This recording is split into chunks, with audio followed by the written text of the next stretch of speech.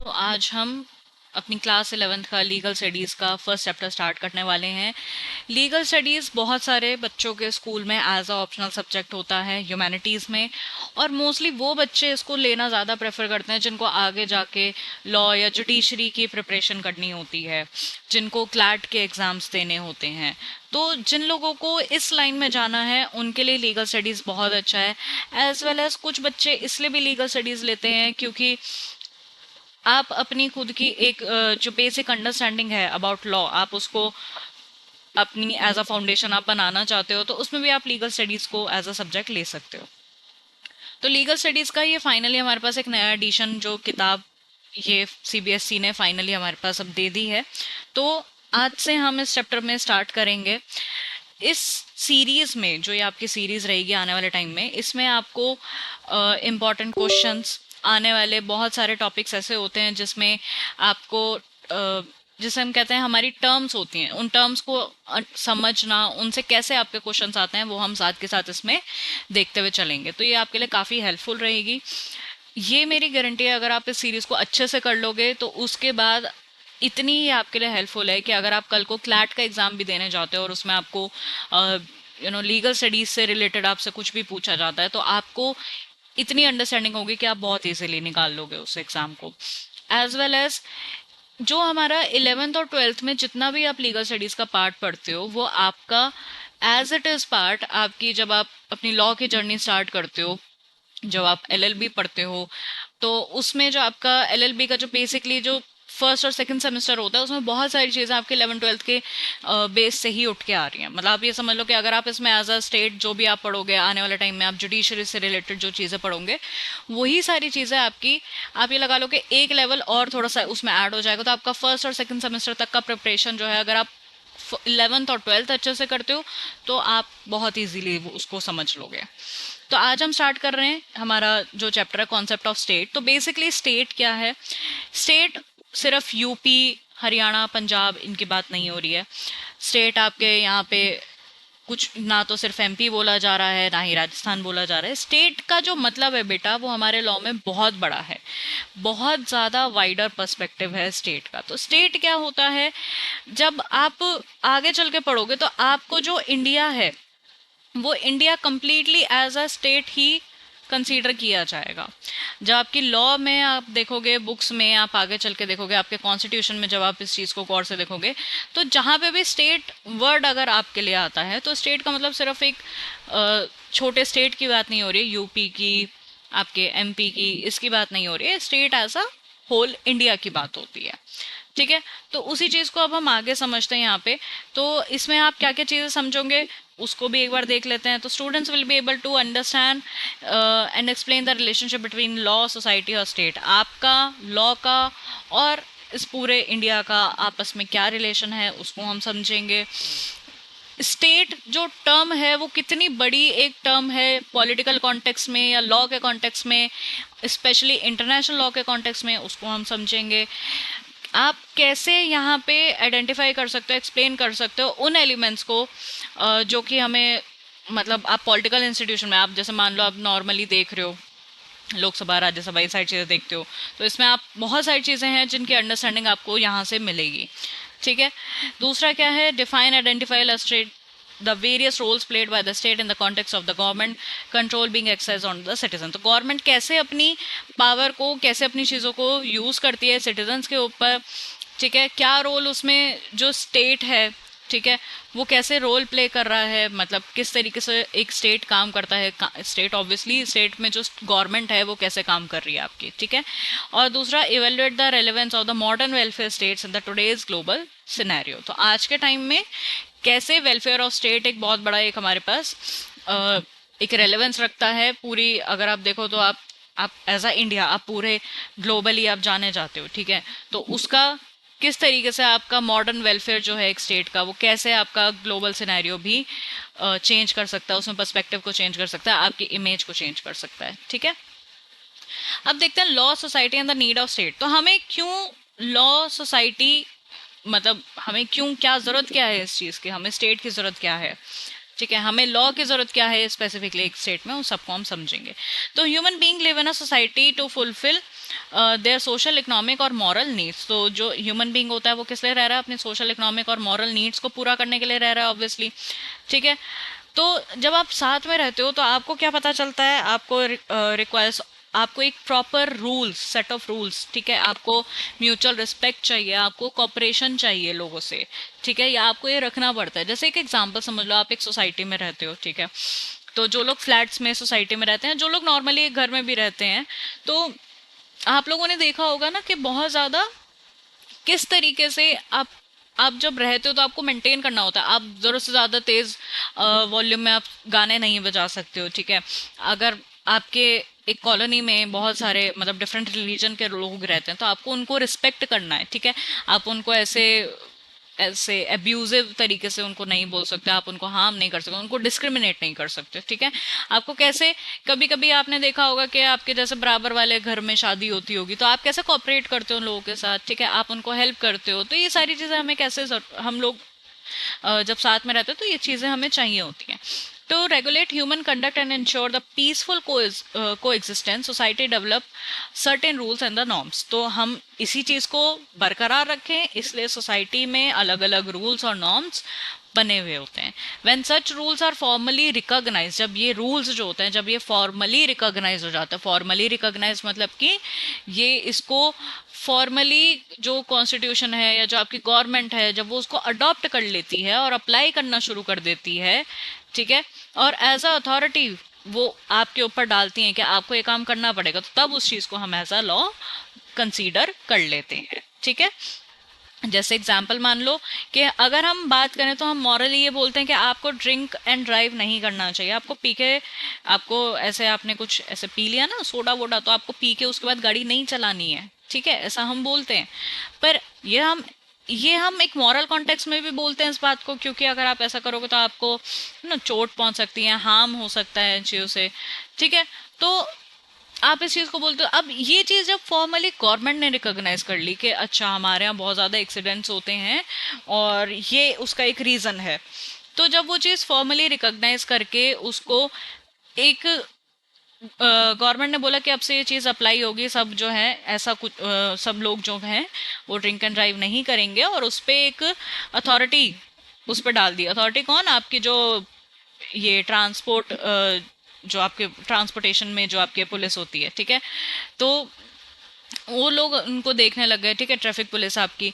तो जब ये पूरा प्रोसेस आ गया, ठीक है, अथॉरिटी भी आपको देख रही है, यूनिफॉर्मली सबको मानना है, गवर्नमेंट ने रिकॉग्नाइज कर लिया, तो वो एक लॉ बन जाता है, ठीक है।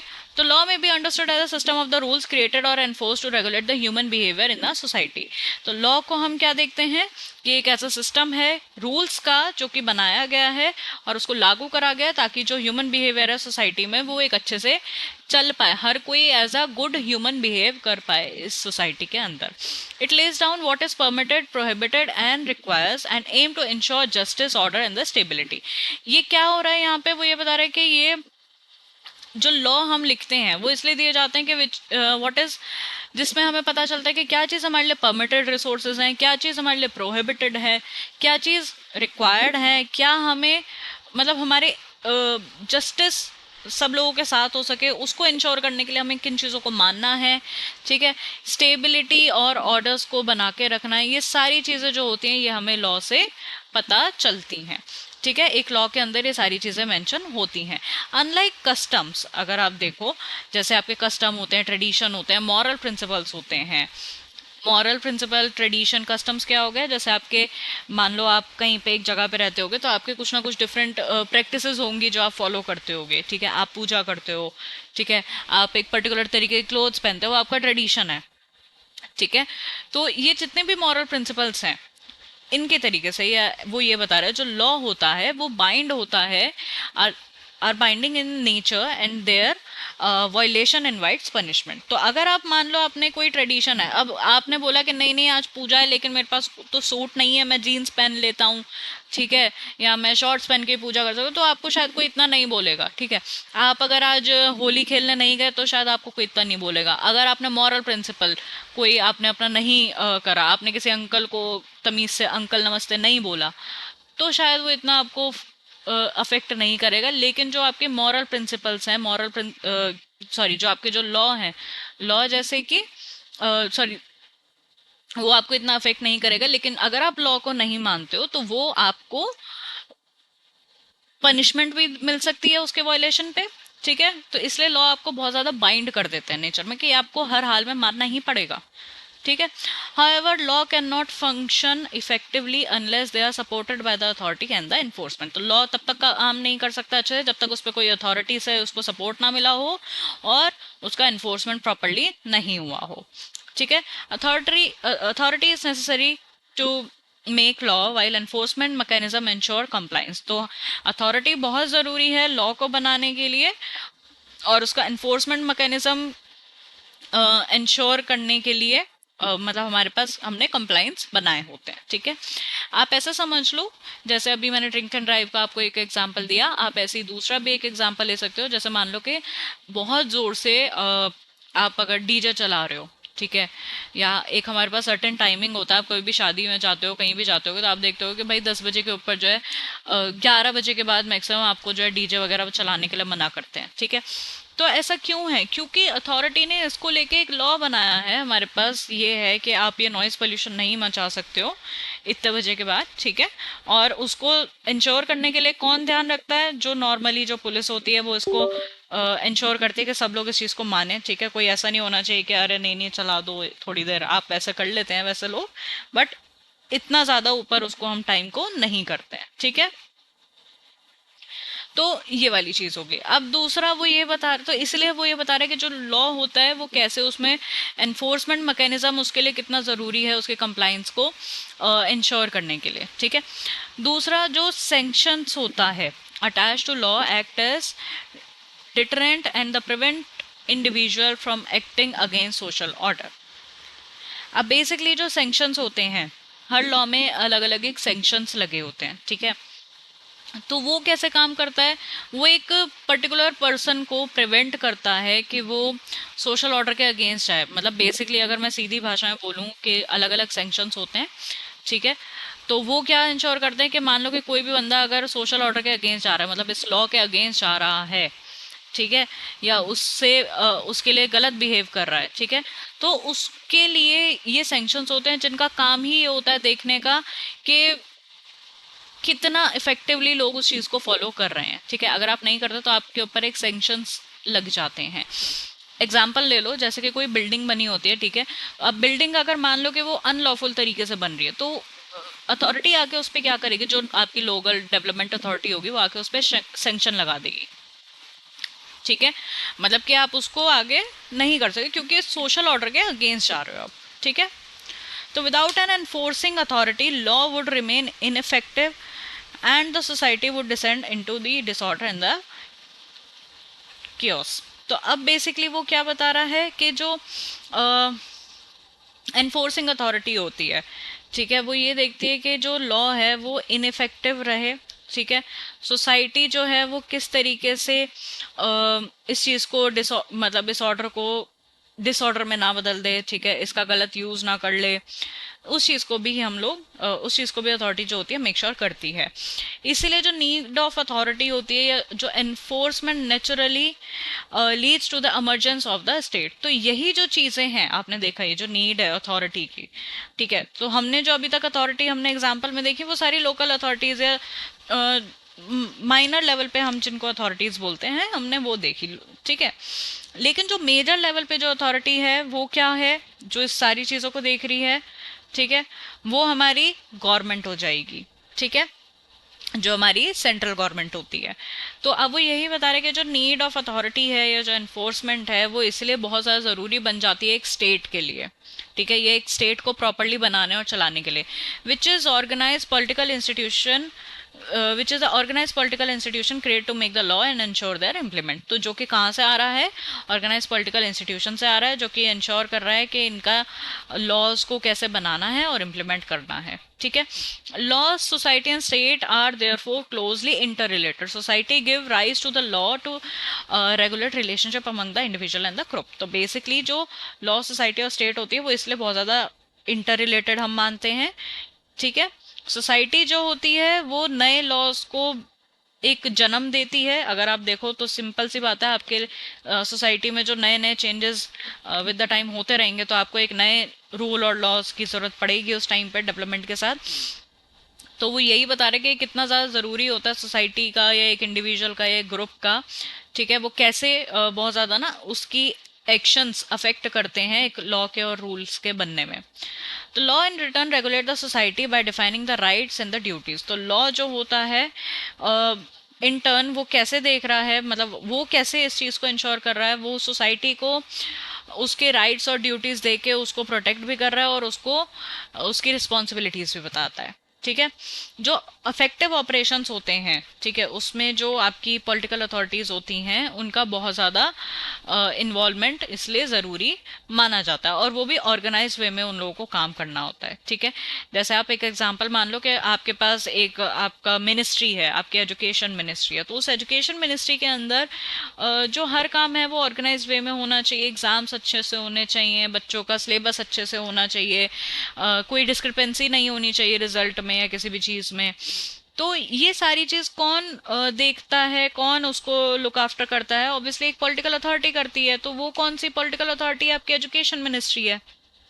ठीक है, तो एजुकेशन मिनिस्ट्री है, तो वो सीधी सी बात है, अब आपको समझ आ जाएगा कि ये अथॉरिटी कितनी रिक्वायर्ड है कि एक स्टेट को ढंग से चलाने के लिए जो हमारे पास लॉज हैं, ऑपरेशन ऑफ लॉज है, वो अच्छे से काम कर रहा है या नहीं कर रहा। ठीक है, अब जैसे कि आप कहोगे कि एजुकेशन मिनिस्ट्री कैसे इंश्योर कर रही है? एजुकेशन मिनिस्ट्री ऐसे इंश्योर कर रही है क्योंकि उसने ये देखा है कि 0 to 7 ईयर्स के बच्चों को प्राइमरी एजुकेशन मिलनी ज़रूरी है। ठीक है, उसके बाद एजुकेशन सबका राइट है। ये सारी चीज़ें इंश्योर कौन कर रहा है? ये यही अथॉरिटी तो कर रही है, एजुकेशन मिनिस्ट्री ही तो इसको इंटर्न देखती है। ठीक है, तो इसीलिए जो अथॉरिटी होती है वो एक स्टेट को दी जाती है। ठीक है, state represent society in its politically organise form. State जो होता है वो सोसाइटी को कैसे रिप्रेजेंट करता है? एक पॉलिटिकली ऑर्गेनाइज तरीके से वो स्टेट रिप्रेजेंट करता है। दूसरा, it possesses the power to make them law and enforce them through the institution such as court and the police. ये जो स्टेट होती है वो पावर देती है या बनाती है लॉ के लिए। ठीक है, और ये भी देखती है कि जो इंस्टीट्यूशंस हैं जैसे कि कोर्ट और पुलिस, वो इन चीज को जब ये एनफोर्स हो रहे हैं, ठीक है, मतलब आपने लागू तो कर दिया एक लॉ, एक कानून आपने लागू कर दिया, लेकिन वो उसको कौन कितना मान रहा है, कितना देख रहा है, वो कौन उसके अगेंस्ट में जा रहा है, ये चीजें कौन इंश्योर कर रहा है? कोर्ट और पुलिस यही तो इसका लुक आफ्टर कर रही है। ठीक है, ensure obedience by using the legitimate authority. ठीक है, ये भी देखना होता है कि जो अथॉरिटी है वो अच्छे से उस पर काम कर रही है नहीं कर रही। पता चला अथॉरिटी के अंदर ही कोई आपका करप्शन चल रहा है, तो उस चीज को भी देखना है। दस while the society create the need for the law, law drives is binding force from the authority of the state. तो जब भी हमें एक लॉ की जरूरत होती है तो वो कहाँ से आ रहा है? बाइंड, वो बेसिकली एक बाइंडिंग फोर्स है जो कि हमारा डायरेक्टली कहाँ से आ रहा है? अथॉरिटी ऑफ स्टेट से। स्टेट को जो अथॉरिटी मिली है वही लॉ बना रही है, और वही लॉ जो है हमें एज अ सोसाइटी बाइंड करके रखते हैं। ठीक है, तो आप आगे देखोगे कि कैसे जो है डेफिनेशन ऑफ स्टेट क्या है, कहाँ से इसका ओरिजिन हुआ, एलिमेंट्स क्या हैं, फंक्शंस क्या हैं। अब डेफिनेशन ऑफ स्टेट में आप सबसे पहले एक चीज़ देखो, हमारे पास एक ब्लैक्स लॉ डिक्शनरी है जो कि स्टेट को डिफाइन करती है। और वो क्या है? वो ये बोलते हैं जो पॉलिटिकल सिस्टम होता है एक बॉडी का, of the people who are politically organise. इस लाइन को ध्यान से समझना, वर्ड बाय वर्ड अच्छे से समझना। अगर आपको कभी भी स्टेट से रिलेटेड क्वेश्चन आ गया और अगर आपने ये डेफिनेशन वहां लिख दी तो आपके नंबर नहीं कटेंगे, इस चीज़ को आप ध्यान में रखना। ठीक है, तो जो political system of a body of a people who are politically organise. ठीक है, तो पॉलिटिकल सिस्टम क्या है? वो क्या बेसिकली एक सिस्टम है या रूल्स है, ठीक है, बाय विच जुरिडिक्शन या authority are exercise over the such a body of people. एक पॉलिटिकल सिस्टम जो होता है वो एक आदमी के ऊपर कैसे लगता है, कैसे काम करता है? इस तरीके से काम करता है कि वो उसको पॉलिटिकली ऑर्गेनाइज बनाता है। जो सिस्टम है रूल्स का, जिससे जुरिडिक्शन या अथॉरिटीज जो होती हैं वो क्या करती हैं, वो सिस्टम, वो बेसिकली वो सिस्टम क्या कर रहा है? जो अथॉरिटी है या जो जुरिडिक्शन है वो उसके ऊपर काम करता है, उस पर्टिकुलर बंदे के ऊपर। ठीक है, सच्चा body of the people. Body of the people का मतलब यही नहीं है कि आपके शरीर के ऊपर चढ़ेगा, बॉडी ऑफ द पीपल मतलब यू एज अ पीपल, आपको वो कैसे अथॉरिटी अपनी पावर को एक्सरसाइज करती है और कैसे आपको रूल मतलब आपके ऊपर रूल करती है वो। अकॉर्डिंग टू JW गार्नर, जो स्टेट है वो क्या है, कम्युनिटी है। ये थोड़ा आसान भी है तो आपको इजीली समझ आ जाएगा। तो स्टेट क्या है, ये कम्युनिटी ऑफ पर्सन है जहाँ पे ज़्यादा या कम लोग, कितने भी लोग रह सकते हैं, permanently occupying a definite proportion of the territory. वो सब जो एक स्टेट है या जो एक आपकी कंट्री है उसमें एक डेफिनेट प्रोपोर्शन लेके बैठे हैं। मतलब कि डेफिनेट प्रोपोर्शन मतलब कि जैसे आप अपने यहाँ पे घर लेके अपनी ज़मीन जमा के बैठे हो, कहीं ना कहीं कोई ना, हर कोई बंदा किसी ना किसी तरीके से अपना एक एरिया उसने पक्का कर रखा है ना रहने का। तो वो यही बता रहा है, occupied the definite proportion of the territory independently और नियरली सो। ठीक है, उस वो इंडिपेंडेंटली भी होता है और कभी कभी नियरली भी है, मतलब नॉट प्रॉपरली इंडिपेंडेंट, क्योंकि वो कभी कभी गवर्नमेंट रिलेटेड जगहों पे भी रहता है। सो of external control and processing of organized government to which the great body of the inhabitant rendered habitual obedience। ठीक है, ओबीडियंस। तो अब वो बेसिकली इसमें क्या बता रहा है कि जो प्रोसेस है ऑर्गेनाइज गवर्नमेंट का, या मतलब आप ये देख लो कि जो एक्सटर्नल कंट्रोल होता है एक गवर्नमेंट का, ठीक है, वो बहुत ज़्यादा हर एक इंसान के ऊपर रहता है। जिससे कि क्या होता है, जो आप जहाँ भी रह रहे हो, ठीक है, वहाँ पे आप एक रहने के ओबीडियंस, हैबिचुअल ओबीडियंस का मतलब होता है कि आप वहाँ पे रहने के आदी हो, आप वहीं रहते हो, प्लस आपको रहने योग्य बनाने का काम जो है कि आप रहने लायक हो एक देश में, आपकी हरकतें ऐसी होनी चाहिए, ठीक है, मार धाड़ नहीं करनी है। तो वो भी हमें कहाँ से मिल रहा है, लॉ के थ्रू मिलता है। ठीक है, फिर एक लास्ट लाइन और देख लेते हैं। ये बता रहे कि डेफिनेशन है given by the Garner contains all the elements of the state. इसमें स्टेट की सारी ही बात हो गई है। इसमें टेरिटरी, इंडिपेंडेंस, ठीक है, लोग कितने रह रहे हैं, प्रपोर्शन क्या है, गवर्नमेंट कैसे काम कर रही है, सब कुछ इसमें कवर होता है। तो स्टेट मस्ट पोजेस 4 एलिमेंट। कौन कौन सा, पॉपुलेशन, टेरिटरी, गवर्नमेंट और द एंड सोवरेनिटी। ठीक है, तो ये 4 चीज़ें होती हैं जो एज अ स्टेट या कोई भी स्टेट जो होता है उसमें 4 एलिमेंट्स होने ज़रूरी होते हैं या होते ही हैं। ठीक है, तो आज हम यहीं तक पढ़ते हैं, फिर इमरजेंस ऑफ स्टेट, और यहाँ से हम कल पढ़ेंगे। यहाँ वाली हम वीडियो कल से हम देखेंगे, नेक्स्ट वीडियो में आपको ये पार्ट मिल जाएगा। ठीक है, और अभी तक कोई भी डाउट हो, कुछ भी आपका क्वेश्चन हो, तो आप नीचे कमेंट बॉक्स में लिख देना और definitely will provide the resolution for that. इस चैप्टर के ख़त्म होने के बाद will also share PDF with you. Notes का PDF होगा तो उसका लिंक मैं आपको प्रोवाइड करा दूंगी after the completion of this chapter. So that is all for today. Thank you so much for joining. Have a good day.